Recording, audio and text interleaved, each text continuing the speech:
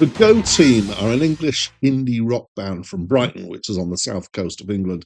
They were initially a solo project starting around 2000 for Ian Parton, making music constructed from samples, and the unexpected success of those first works prompted him to create a band for live performances. And then, of course, they became the band for studio work also. They're now fronted by Ninja, who is known for her energetic performances, and she sings, raps, and chants. They've had quite a turnover of members, but they've squeezed out 7 albums so far. Hi, my name's Dan, and this is a review of Thunder Lightning Strike by The Go! Exclamation mark theme, which was released in 2004 and was the first album by them. So this was the album that was basically a solo project for Ian Parton. And it's my first time listening to it. And I'd maybe describe this as being sample pop is going to be the word I'm going to use. Plundertronica is something that's been used as it's not quite that, or sample delia. It's basically a load of samples put together, but I'll come on to a bit more about that details later. So it sounds like big and fairly chaotic band. The drums, especially, are pushed quite a bit to make them distort. It's musically upbeat and quite poppy, but it's got this kind of fairly dirty sound because it's been pushed into this distortion at times. It reminded me curiously of Brimful of Asher, which was a song by Corner Shop, which was a thing that was huge in the UK for a while and got loads of airplay. I don't know if it went down to any extent internationally. But it also reminds me of Malcolm McLaren, particularly from his album Duck Rock. Um, it's just the way that it's kind of put together and the samples used. It's mostly instrumental. There is some singing, and some of that is, in fact, the vocals, in fact, chanting.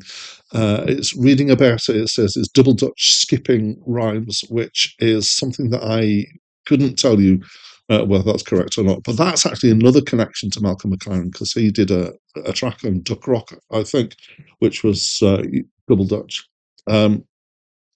Also, there are times when there's rapping where it feels a bit like Nana Cherry, I would say. But the vocals are quite quiet in the mix, generally. Not necessarily easy to work out what's being said, and by no means is it all vocal based. I would say maybe a half to maybe down to a third has got vocals in it.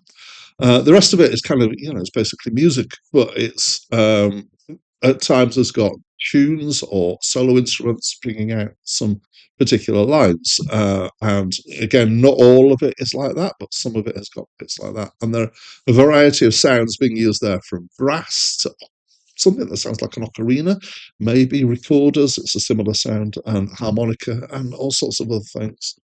So it's happy and shiny and fun and a little bit on the kind of dirty side.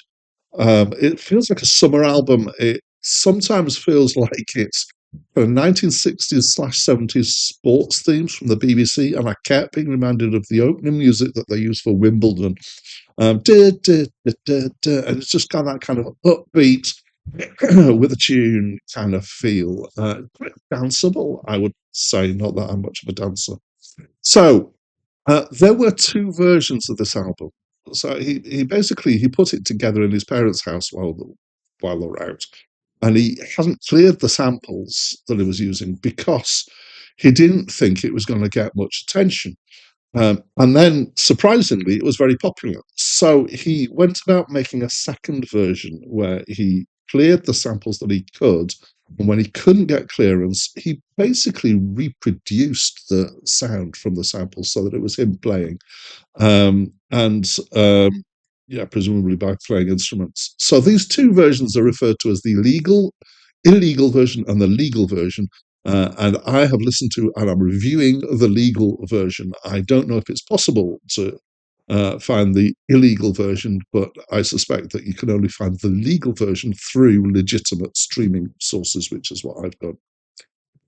I enjoyed this album. It feels a bit like a novelty. I would say there's room in my life for some novelty. It was, I'm not head over heels about this. It's not deep. It's not an absolute genius or anything like that. But it's fairly enjoyable in a passing kind of way, I would say. That's what I think, and I'd love to know what you think of the album. So please, will you let me know what you think by leaving me a comment? But that's it from me for now.